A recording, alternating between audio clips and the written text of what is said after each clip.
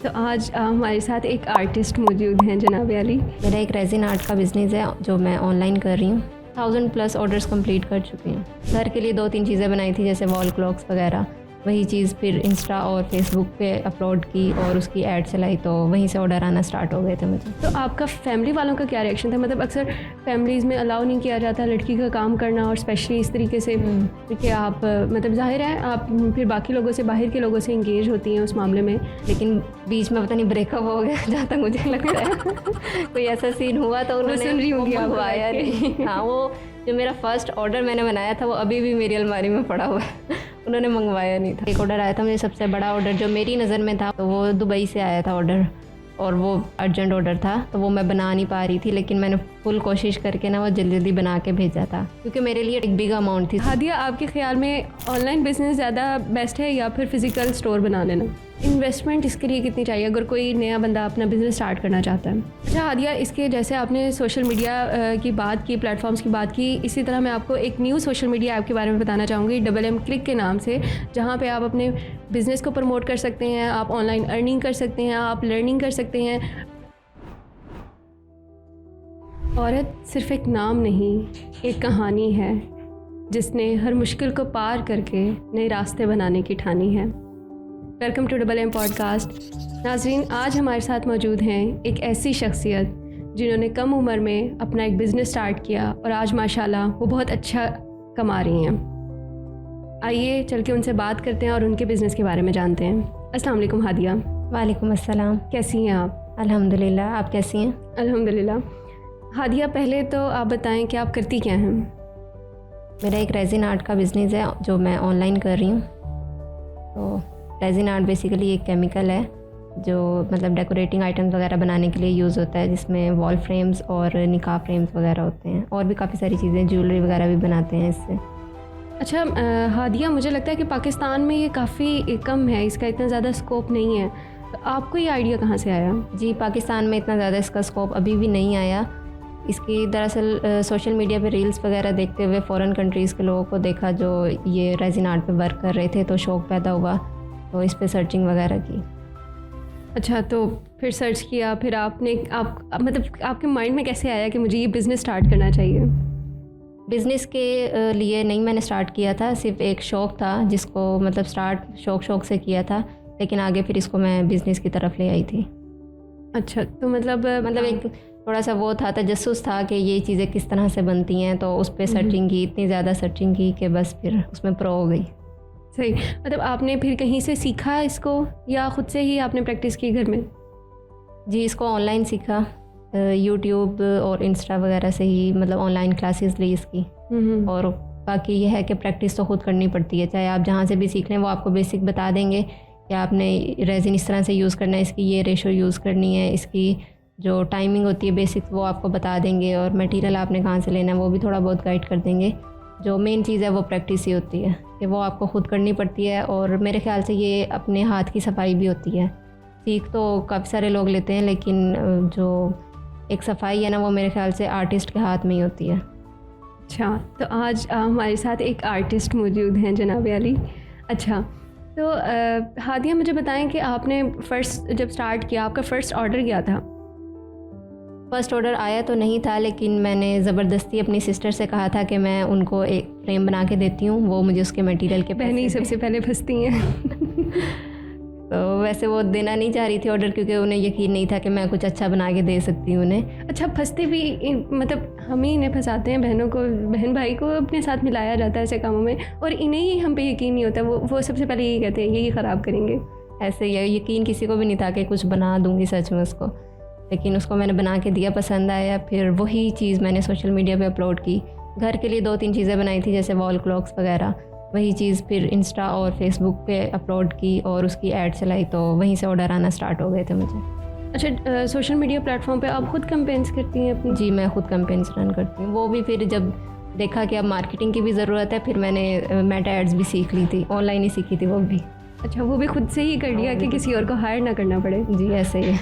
मुझे ये नहीं होता कि किसी और को हायर करना, असल मुझे ये होता है कि अगर मैं किसी और को हायर करती हूँ या किसी से मतलब काम करवाती हूँ पैसे देकर, फिर वो काम तो कर देगा, मैं उसको पैसे भी दे दूँगी, लेकिन नेक्स्ट फिर मुझे कोई मुश्किल आएगी, फिर मैं कहीं फंस जाऊँगी, फिर मुझे उसकी मिन्नतें करनी पड़ेंगी कि आप मतलब ये चीज़ करें। तो इससे बेहतर यही है कि मैं खुद ही सीख लूँ उस चीज़ को भी। मतलब अपने मदद आपके तहत। जी ऐसे ही है। सही। अच्छा हादिया, जब आपका फ़र्स्ट ऑर्डर आया, वो आपकी बहन के अलावा हम बात कर लेते हैं सोशल मीडिया से, जब आपने कैंपेन्स चलाई तो आपका फैमिली वालों का क्या रिएक्शन था? मतलब अक्सर फैमिलीज़ में अलाउ नहीं किया जाता लड़की का काम करना, और स्पेशली इस तरीके से कि आप मतलब ज़ाहिर है आप फिर बाकी लोगों से, बाहर के लोगों से इंगेज होती हैं उस मामले में, तो उन सब पे आपकी फैमिली का क्या रिएक्शन था? नहीं, ऐसे कोई उन्होंने रिस्ट्रिक्शंस तो नहीं लगाई थी, और जब मैंने उनको बताया था कि फ़र्स्ट ऑर्डर आया तो जिस तरह मैं खुश थी वो भी खुश हुए थे, क्योंकि मैं काफ़ी दिन से उनसे कह रही थी कि मैंने ऐड चला दिया, अब आप बस वेट करें ऑर्डर आने का। मुझे उम्मीद थी कि आएंगे ऑर्डर्स, तो जब ऑर्डर आया था वो भी खुश हुए थे और मैं तो बहुत खुश थी। अच्छा, आपने जब मतलब सर्च किया, जैसे अभी बात हुई हमारी कि पाकिस्तान में इतना स्कोप नहीं है इसका, तो maybe I guess material का भी इसका इशू होता होगा मिलने का, तो वो आप कहाँ से अरेंज करती हैं फिर? जी, स्टार्ट में मैंने लोकल मार्केट से इसका मटेरियल ढूंढने की कोशिश की थी, लेकिन मुझे नहीं मिला इसका मटेरियल। मिला भी था तो, लेकिन वो इतना अच्छा नहीं था कि प्रॉपर बिज़नेस के तौर पे लेके मैं चल सकूं। तो इसका मटेरियल भी ऑनलाइन ही सोर्स किया था। जैसे कुछ प्लेटफॉर्म्स हैं जो बाहर के भी हैं, अलीबाबा, अली एक्सप्रेस, अमेज़ोन, दराज, कुछ चीज़ें यहाँ से ली थी और कुछ चीज़ें ऑनलाइन वेंडर्स से ली थी। मतलब लाहौर के हैं कुछ वेंडर्स, कराची के हैं, उनके पास ये चीज़ें होती हैं। अच्छा, फिर तो मतलब छोटे सिटीज़ हैं ना, स्मॉल सिटीज़, वहाँ पे ये चीज़ें नहीं हैं। सही, मतलब फिर आप ऑनलाइन ही उसका मटेरियल परचेज़ करती हैं? Material online. अगर कोई चीज़ मुझे लोकल मार्केट से मिल भी रही है तो मैं नहीं लेती, क्योंकि फिर जाना पड़ेगा बाज़ार जाने में भी, बाज़ार जाने की भी सुस्ती अपने काम के लिए और लड़कियों के लिए वैसे ही मुश्किल होता है अकेले जाना और बाज़ार में घूमना। एक मार्केट को सर्च करना भी बड़ा टास्क है, एक रश वाली जगह पे जाना। अब ये कोई मॉल्स तो नहीं है जहाँ पे आराम से जाएं, चीज़ ली और आ गए। तो इस जगह पे जाने के लिए किसी मतलब भाई की ज़रूरत होती है कि कोई साथ जाए, और भाइयों को फिर जो है वो लालच देनी पड़ती है, पैसे कुछ खाना खिलाना पड़ता है इन लोगों को। तो इससे बेहतर मुझे यही लगता था कि 200-250 डिलीवरी चार्जेस पे करके चीज़, अब जो 200-250 हमने भाई को देने, हम राइडर को पे कर देंगे। हम राइडर को पे कर देंगे। अच्छा हादिया, आपका मतलब फर्स्ट ऑर्डर आया, आपने अपना जब ऑर्डर डिलीवर किया तो आपके क्लाइंट का क्या रिएक्शन था?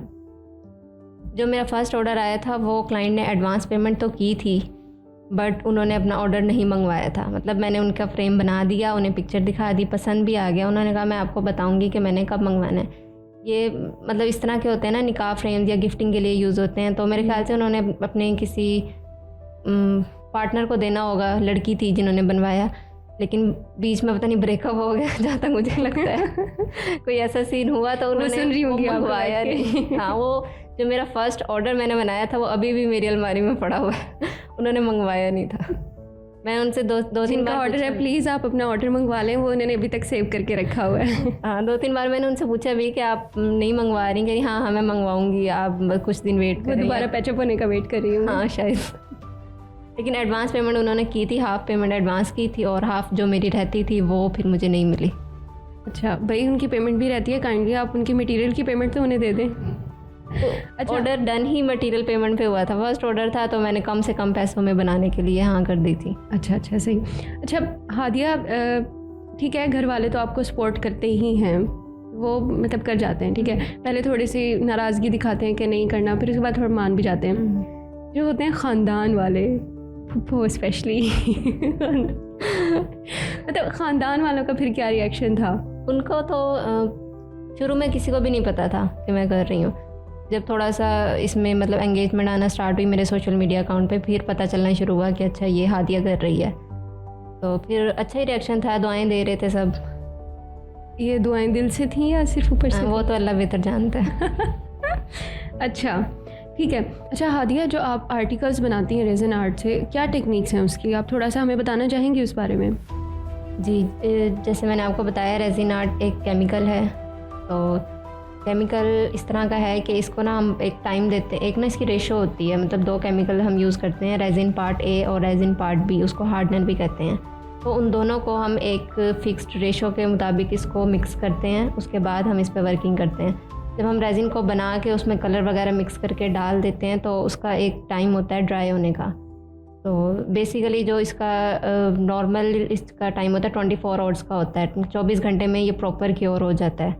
तो इसकी पहले फर्स्ट लेयर बनती है, फर्स्ट लेयर जब हम बना देते हैं उसको टाइम लगता है 12 से 24 घंटे लगते हैं उसको क्योर होने में। उसके बाद हम जब वो ड्राई हो जाती है फिर हम नेक्स्ट लेयर इसकी बनाते हैं। नेक्स्ट लेयर में क्या होता है, जो वाइनल स्टिकर्स होते हैं वो लगते हैं ऊपर, कस्टमर ने जो भी लिखवाना होता है वो लिखवाते हैं, मतलब उसने नाम लिखवाना है, अपनी शादी की डेट वगैरह लिखवानी है या कुछ भी, वो करके ऊपर फिर रेजिन की एक लेयर होती है, मतलब टॉप कोट कहते हैं उसको, तो उसको भी ड्राई होने में 12 से 24 घंटे लगते हैं।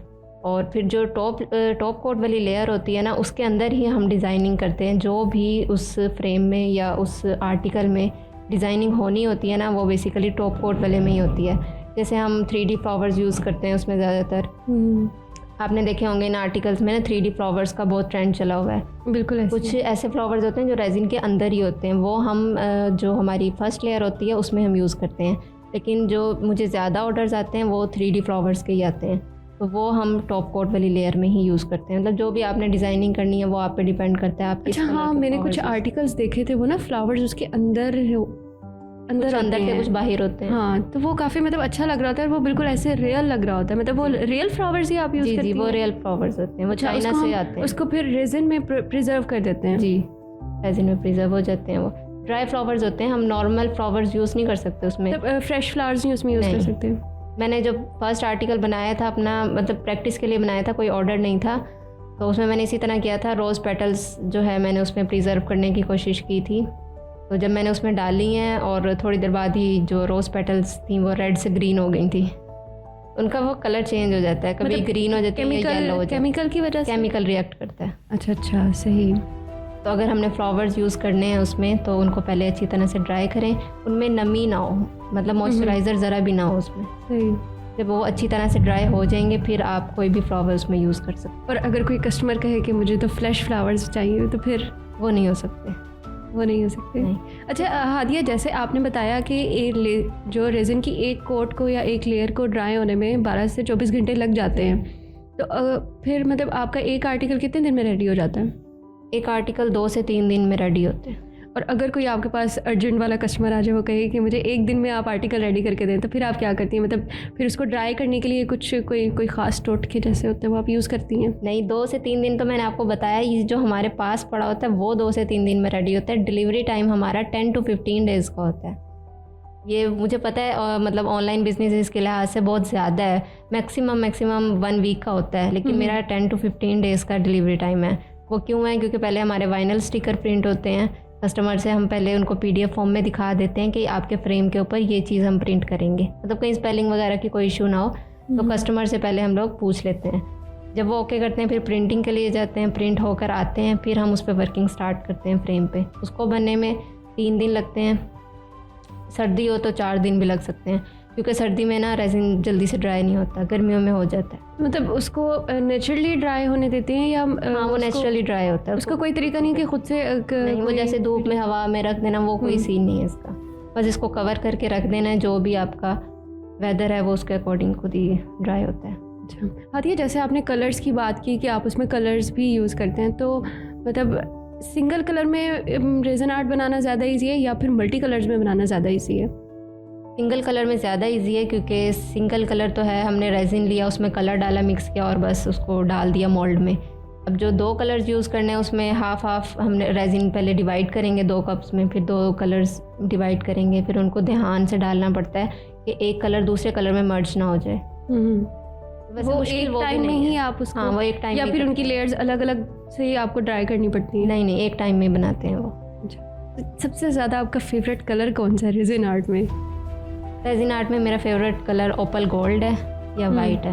ये 2 कलर ज़्यादा बनाती हूँ और ऑर्डर भी इन्हीं 2 के ज़्यादा आते हैं। मतलब कस्टमर्स को ज़्यादा यही चीज़ें पसंद आती हैं? ज़्यादा पसंद आती है। सही। या ब्लैक भी है, मैट में होता है ना जो ब्लैक कलर, वो भी ज़्यादा ट्रेंड पे है।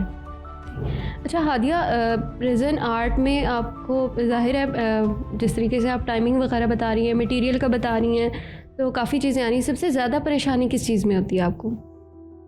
सबसे ज़्यादा परेशानी वाइनल स्टिकर्स में होती है, क्योंकि वो मुझे लगता है कि ये तो ऐसी चीज़ है हर शहर में इसका होना चाहिए कि हम अपने ही सिटी से करवा सकें।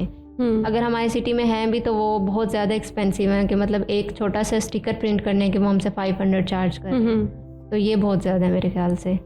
ये हर सिटी में होना चाहिए, वरना तो जो हमारे जैसे मतलब बिज़नेस कर रहे हैं उनके पास अपनी मशीन्स होनी चाहिए वाइनल्स। सही। अच्छा हादिया, ठीक है, ये तो आपने बता दिया। अब थोड़ा सा हम, मेरे ख्याल से काफ़ी सीरियस बातें होगी, थोड़ा सा हम फ़नी चीज़ों की तरफ आ जाते हैं। कोई ऐसा फ़नी वाक़या जो आपके क्लाइंट के साथ या आपके क्लाइंट की तरफ से आपके साथ हुआ हो? फ़नी वाक़या तो जैसे लोग प्रिजर्व करवाते हैं डिफरेंट चीज़ें, उसमें गजरे होते हैं जो अपना वो यादगार के तौर पे अपने पास रखना चाहते हैं। इसी तरह वो बेबी से रेलिवेंट जो भी उनकी चीज़ें होती हैं वो फ्रेम में लगवा लेते हैं।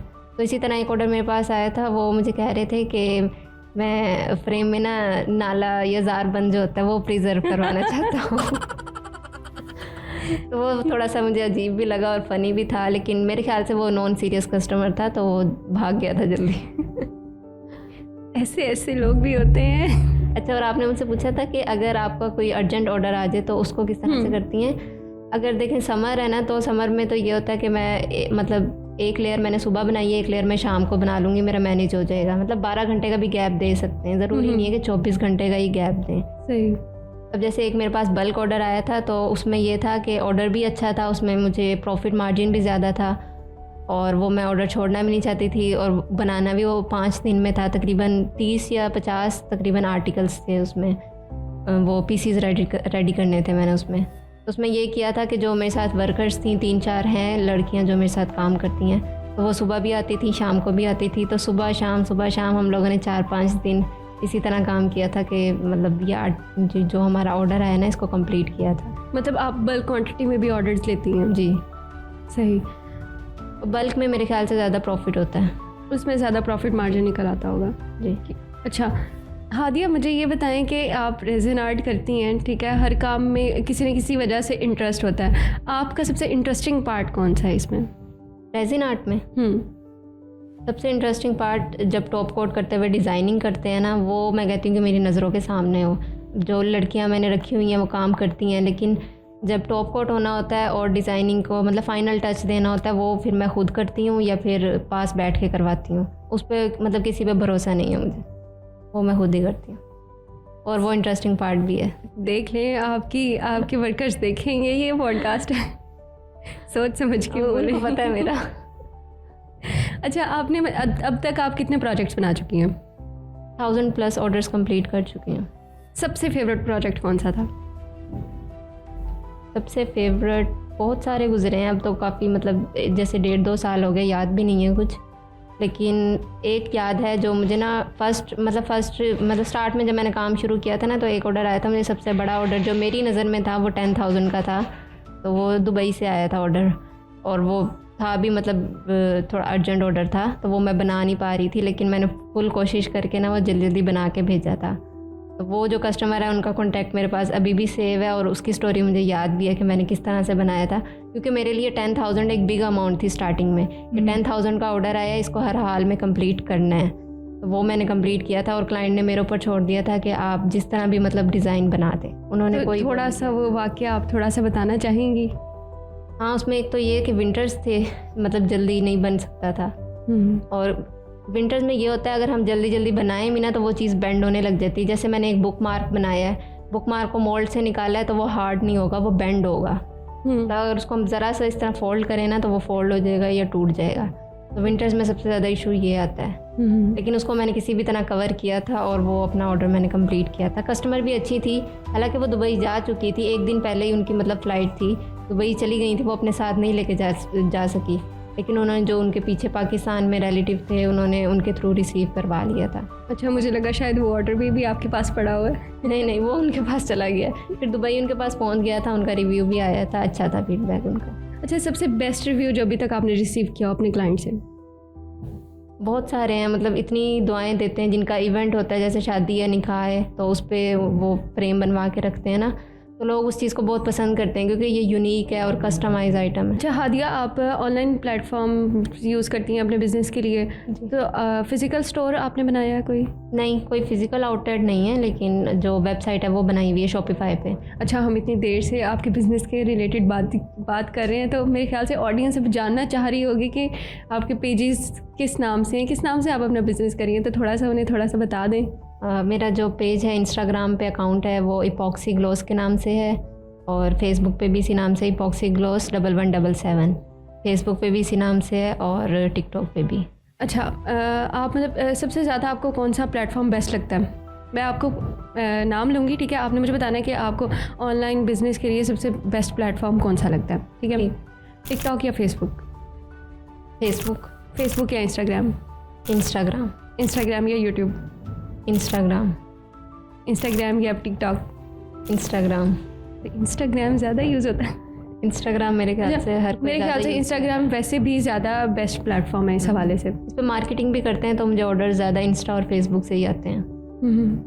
अच्छा हादिया, जैसे ऑनलाइन बिजनेस में मेरे ख्याल से जब वो कैंपेन्स वगैरह चलाते हैं कुछ नॉन सीरियस लोग ज़्यादा आते हैं, रियल कस्टमर्स हमें कम मिलते हैं, तो इस तरह की कोई परेशानी आपको कभी फेस करनी पड़ी हो? जी, जब मेरे पास वेबसाइट नहीं थी तब मैं वैसे ही ऐड चला देती थी, तो उसके लिए ये होता था कि जैसे दिन में 100-150 मैसेजेस आ रहे हैं ना, उसमें एक ऑर्डर कंफर्म होता है, बाकी जो 100-150 हैं वैसे ही सर खाते हैं बिला वजह, मतलब नॉन सीरियस कस्टमर्स होते हैं। लेकिन जब तरह के मैसेजेस आते थे, इन्फॉर्मेशन लेते हैं और इन्फॉर्मेशन लेके मतलब 1 घंटा आधा घंटा आपसे डिटेल लिया, उसके बाद भाग गए, चलें ठीक है जब ऑर्डर देना होगा हम आपसे कॉन्टैक्ट करेंगे। जो सीरियस कस्टमर होता है ना, वो 1 मिनट में या हद 5 मिनट में ऑर्डर दे देता है, 2-3 अपने जो मेन क्वेश्चन होते हैं वो करता है, उसके बाद वो ऑर्डर प्लेस कर देता है और एडवांस पेमेंट भी वो कर देता है। अच्छा हादिया, जैसे मतलब अभी आप बता रही हैं कि नॉन सीरियस कस्टमर्स ज़्यादा आते हैं, तो आपकी ब्लॉक लिस्ट तो माशाल्लाह से काफ़ी, फिर आप ब्लॉक कर देती होंगी ना उन्हें? हाँ, वो ब्लॉक कर देते। तो किस तरह के कस्टमर्स, मतलब किस तरह के लोग आपकी ब्लॉक लिस्ट में इस वक्त मौजूद हैं? इसी तरह के नॉन सीरियस लोग हैं जो ब्लॉक लिस्ट में हैं। शुरू में तो मैंने कोशिश की थी कि मैं ये भी ना बताऊं कि एक लड़की बिज़नेस कर रही है, लेकिन ऐसा ज़्यादा देर तक छुप नहीं सकता, क्योंकि जब सोशल मीडिया पे आना है और हमें रीच लेकर आनी है तो बताना पड़ता है, मतलब स्टोरी कुछ ऐसी लगानी पड़ती है जिसमें कहीं ना कहीं पता चल जाता है कि ये लड़की ही कर रही है।